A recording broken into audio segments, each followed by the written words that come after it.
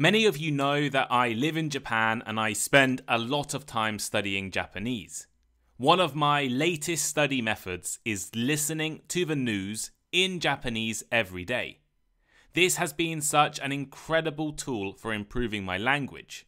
My comprehension is better, I know more vocabulary, and most importantly, I like listening to the news. If you're similar to me, then you need to check out today's episode sponsor. Simple English News Daily, or the Send 7 podcast, is an incredible podcast designed for intermediate English learners. Every day, they introduce you to breaking news stories, the most important current events across the world. They release episodes 5 days a week, Monday, Tuesday, Wednesday, Thursday, and Friday. And the best part, their episodes are just 7 minutes long, which makes it perfect to fit into your daily study routine. Grab a coffee, listen to Simple English News Daily, learn about the world, and improve your English at the same time.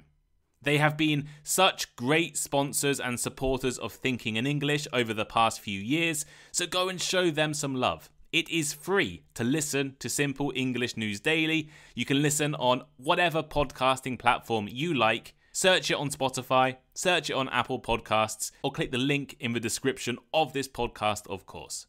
Thank you to the Send 7 podcast for sponsoring today's episode.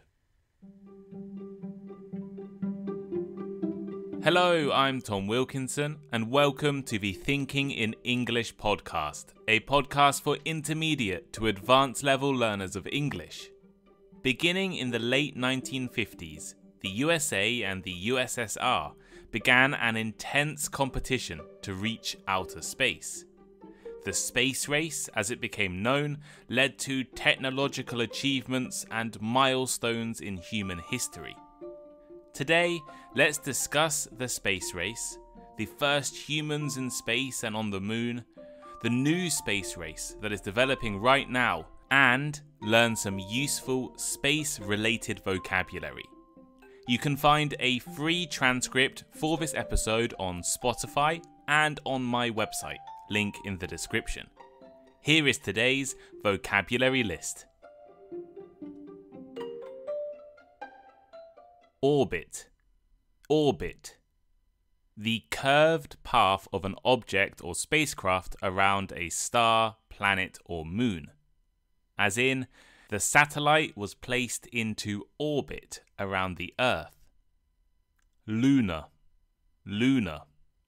Relating to the moon. As in, the lunar module landed safely on the moon's surface. Satellite. Satellite. A man-made object placed in orbit around a planet, moon, or star. For example, the launch of Sputnik 1, the first artificial satellite, marked the beginning of the space race. To launch. To launch. To send a spacecraft, missile, or other object into the air or space. For instance, NASA plans to launch a new satellite next month to monitor climate change. Civilian. Civilian. A person not in the armed services or the police force, relating to non-military purposes. For instance, NASA was established as a civilian space agency, focusing on peaceful space exploration. Spacewalk. Spacewalk. An activity where an astronaut moves outside their spacecraft while in space. As in, the astronaut conducted a spacewalk to repair the solar panels on the International Space Station. Milestone. Milestone. A significant stage or event in the development or progress of something. For example, Yuri Gagarin's first orbit of the Earth was a major milestone in human space exploration.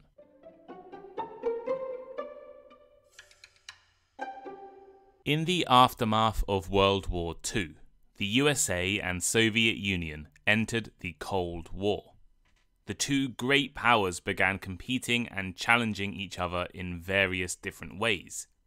They fought each other in proxy wars, attempted to expand their influence and power, and prove who had the best economic, social, and political system.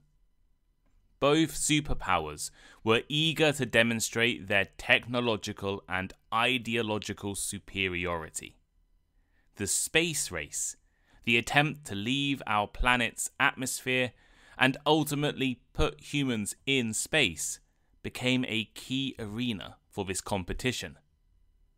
In the late 1940s and early 1950s, both the USA and the USSR were developing their rocket technology. They benefited from the advancements made by Nazi Germany during World War II. Many people don't know this, but both the USA and the USSR brought Nazi scientists into their rocket programs. For example, through Operation Paperclip, a secret United States intelligence program, 1,600 scientists and engineers were taken from Germany to work for the US government after 1945. This included Wernher von Braun, a senior Nazi Party figure who led Germany's rocket programs during the Second World War and then went on to become one of the leading figures in NASA's attempts to reach outer space. The Soviet Union took an early lead in the attempt to reach outer space. On October 4th, 1957, they launched Sputnik 1, the world's first artificial satellite. This was a basketball-sized satellite. While it was very simple by today's standards, it was a monumental achievement. It orbited the Earth every 96 minutes, and its radio pulses could be detected by radio operators around the world. Sputnik 1 stunned the global community and marked the beginning of the space age and the start of the space race. The launch of Sputnik 1 had a major impact on the United States. The US was also in the process of developing a satellite, but their project was way over budget and severely delayed. Many American government officials and scientists believed that the USSR was probably facing similar struggles, so the news in 1957 was a massive shock. It triggered a sense of urgency and a fear of falling behind across the United States. Sales on binoculars and telescopes across the states increased as people tried to see the satellite as it travelled through the night sky. In response, the US government accelerated its own space efforts. In 1958, President Dwight D. Eisenhower established the National Aeronautics and Space Administration, or NASA. NASA was founded as a civilian space agency, meaning not military, to coordinate America's activities in space. This was a critical step in better organizing the US space program, which had previously been divided and split across various different military and civilian agencies. In addition to the creation of NASA, the US government also increased funding for scientific research and education. The National Defense Education Act was passed in 1958 to improve American schools and promote the study of science, technology, engineering, and mathematics. This was seen as essential for developing the skilled workforce needed to compete with the Soviet Union in space exploration and other high-tech fields. Over the next few decades, the US and USSR raced to reach milestones before the other. Initially, the USSR was very successful in hitting their targets. As mentioned earlier, the Soviet Union's launch of Sputnik 1 on October 4, 1957, was the first significant milestone of the space race. Sputnik demonstrated the Soviet Union had advanced rocket technology with the ability to to place a satellite into Earth's orbit. Later that year, they launched Sputnik 2, containing a dog called Laika, becoming the first dog in space. In August 1960, Belka and Strelka, a pair of female dogs, were launched on a spacecraft called Vostok, and after 24 hours orbiting the Earth, they returned safely to the ground via a parachute. They were the first animals to visit space and return alive. The Soviet Union's Lunar program ran between 1959 and 1976 and achieved a lot of firsts regarding the moon. The first object to fly past the moon, the first man-made object to touch the surface of the moon, the first photographs of the far side of the moon. On April 12, 1961, Soviet cosmonaut Yuri Gagarin made history by becoming the first human to journey into outer space and orbit the Earth. Gagarin's spacecraft, Vostok 1, completed one orbit around the planet. His mission made him an international hero and a symbol of Soviet space power. The USSR also sent the first woman into space, with Valentina Tereshkova leaving the planet on June 16, 1963. They also achieved the first spacewalk. They developed the first spacesuits that would allow cosmonauts to leave the spacecraft and float in space, and also the first spacecrafts capable of taking multiple people into space. Alexei Leonov in 1965 was the first human to float in space. He nearly died. His suit grew in size in the vacuum of space, and he wasn't able to enter the spacecraft again until he released oxygen from the suit. But he eventually returned and achieved another first for the USSR. So, for much of the space race, the USA was trying to catch up with the Soviet Union's achievements. Alan Shepard became the first American in space on May 5, 1961, a month after Yuri Gagarin became the first person. John Glenn was the first American to orbit the Earth on February 20, 1962. The US then launched the Gemini program, which focused on developing and testing the technologies and techniques needed for longer space flights. The Gemini missions between 1965 and 1966 included the first American spacewalk by Ed White. The pinnacle of the space race came with one of the most remarkable achievements in human history, the Apollo 11 moon landing. While the US had trailed behind the USSR in most space-related milestones, successfully landing a human on the moon was a significant victory for the United States. In 1961, US President John F. Kennedy publicly pledged to land a man on the moon. Soon after, NASA launched the Apollo mission with the explicit intention to reach the moon. The program faced numerous challenges and setbacks.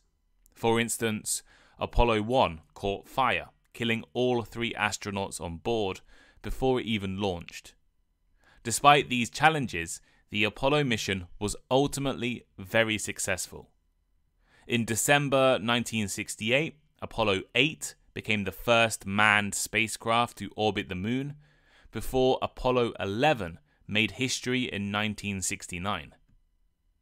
The Apollo 11 mission was launched on July 16, 1969, from Kennedy Space Center in Florida.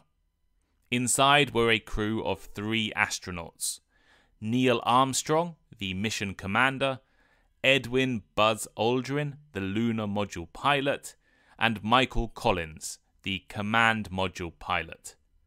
Their goal was very ambitious: to land on the moon and return safely to Earth. After a successful launch, Apollo 11 traveled for 4 days to reach lunar orbit. Once in orbit around the moon, Armstrong and Aldrin moved into the Lunar module while Collins remained in the Command module. On July 20th, 1969, Armstrong and Aldrin began to descend to the lunar surface. As the Lunar module approached its landing site in the Sea of Tranquility, Armstrong and Aldrin encountered several issues, including computer overloads and the need to manually pilot the module to avoid a boulder-strewn area. Finally, at 8:17 UTC, Armstrong announced, "Houston, Tranquility Base here, the Eagle has landed." A few hours later, Neil Armstrong made history as he set foot on the moon's surface. He uttered the now famous words, "That's one small step for man, one giant leap for mankind." Buzz Aldrin soon joined him on the surface, and together they spent approximately 2.5 hours exploring, conducting experiments, and collecting samples. The Apollo 11 moon landing was a monumental achievement for several reasons. It showcased the technological prowess of NASA and the USA. It represented the potential of human ability and determination. It inspired generations of scientists, engineers, and dreamers to pursue careers in space exploration. In the context of the Cold War, the moon landing was a significant victory for the United States. While the USSR had been dominating the space race since its beginning, the USA ultimately won by reaching the moon first. The success of Apollo 11 led to more moon missions until the world became less excited and the space race became less politically important. For decades, space was no longer a priority for the major powers. As the Cold War ended, the USA and Russia even began collaborating extensively. They built the International Space Station, they launched joint missions, and the USA even used Russia's spacecrafts to send things into space. However, it now seems like we are in a new space race. I recently read Tim Marshall's book, The Future of Geography, which gave an extensive description about how space will be a major area of political competition in the future. There are now more countries and powers in space. The USA is still a major power, and Russia still has space ambitions, but struggles with resources. Now, China, Europe, India, the UAE, Japan, and other countries are also investing heavily in space. Private companies, including SpaceX and Blue Origin, have also entered the space race. NASA and China both have ambitions to reach the moon again. The US has launched the Artemis program with the intention to send the first woman and the next man to the moon. China has successfully landed and returned lunar samples with its Chang'e missions, and plans to establish a lunar base. Mars exploration is also a major theme. In 2020, the USA, China, and the UAE all had missions reach Mars, with the American and Chinese spacecrafts landing on the planet. Elon Musk's SpaceX aims to transport humans to Mars as well. Space tourism is a growing business. Blue Origin and Virgin Galactic have both successfully conducted suborbital flights with civilians. There will likely be more competition and challenges in space as different countries expand and explore further. We will eventually face issues of who controls and owns certain parts of space. Who owns the moon? Who owns resources found on asteroids? Who has the responsibility over the trash and junk floating in space? What happens when weapons and war spreads into outer space? Who regulates private companies when they're not on Earth? If Elon Musk manages to send people to Mars, what laws will they be subject to? The new space race is about more than just reaching milestones. It is about controlling and exploiting the resources and potential of space. And there are new, well-funded, and powerful players in the game.